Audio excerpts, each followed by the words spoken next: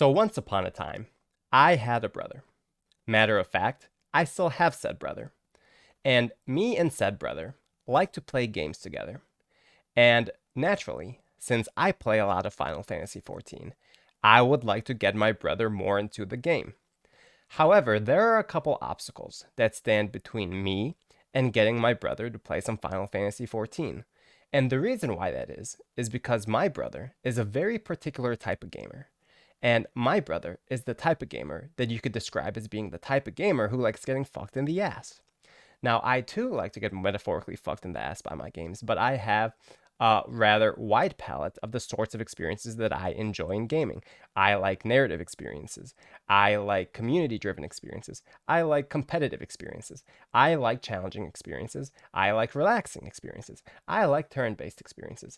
And I have such a wide palette. And it makes sense that someone like me gets driven to MMOs to begin with, because MMOs offer such a wide array of experiences. And Final Fantasy XIV in particular, it has story, it has challenge, it has community, it has competition, it has it all, right? It has even mini games like Triple Triad and Chocobo Racing. Now, my brother's experience palette is more narrow, and he fundamentally likes challenge and he likes competition and not much else. And so getting him into the game creates problems because his experience would fundamentally look something like this. He would log into the game, he would make a character, and he would end up on the boat on his way to Limsa Lominsa, or he would end up on the carriage on his way to Gridania, or whatever the equivalent intro sequence is for Ul'dah, which I wouldn't know because I've never done it. And then he would land at one of the three main cities. And he would be greeted by his first NPC who would yap his ear off. And then he would have to do some fetch quests. And then within half an hour to an hour, he's finally doing his first combat quest. Now, he only has one or two skills at most, probably just one. And so this is going to bore him to death. And then he's going to have to go through slogs and slogs and slogs of story. From his perspective, it's a slog, right? Because he's not someone who plays narrative driven games, not even solo and single player narrative driven games. It's just not what he's into. And so before he ever has a chance to experience challenge and to experience competition in the game, which I think he would enjoy quite a bit, he would have hopped off because, it's unreasonable to ask someone who isn't into the experiences of narrative or even of community to play the game for long enough for him to get to the parts that he would like. Now, you could say, well, there's the boost. He can go ahead and buy the boost. However, why would he buy the boost if he has no idea whether or not he's going to enjoy the game to begin with? Why would he go ahead and purchase the expansions and purchase a sub and purchase a boost to, play a game which he doesn't even know if he's going to enjoy? And so this obviously creates some challenges. And the way you can fundamentally overcome these challenges is if during the beginning, right before you get into the intro sequence of the game, Square Enix creates a menu where you can choose, okay, I play games specifically for challenge and, I'm not as interested in story.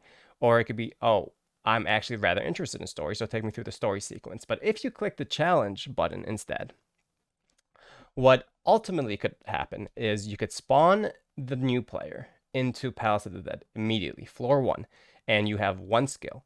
And you go through Palace of the Dead and you're leveling up and you're getting skills. So you're immediately getting into the flow of combat. And of course, since it's Palace of the Dead, you're eventually going to hit a wall. And so what Square Enix can do is they could create a situation where the new player has 3 tries to go ahead and, get to learn their job through Palace of the Dead. So what this does is now it immediately creates competition with oneself to be able to improve your floor each and every run. So you're immediately hooking these people in. Now, once you do that, once you finish all 3 of your runs, let's say you max out at floor 11 as a new player if you're really good, what will ultimately end up happening from there is you can get thrown into a queue for Garuda or for Titan or for Ifrit Hard. And, while you're in queue, you can go ahead and explore one of the main cities, whether it's Ul'dah or Limsa or Gridania. And then once your queue pops as a new player, you're going to immediately go in and you're going to fight one of these titans, or one of these primals, I should say. Now, of course, what's going to happen is you're going to get clapped. You're not going to know what you're doing, and you're going to die a lot, and you're going to be confused, and you're not going to know what's going on. However, that's exactly the kind of experience that you need to keep these people engaged to begin with, because once they are introduced to this insurmountable challenge, they now have a mountain to climb.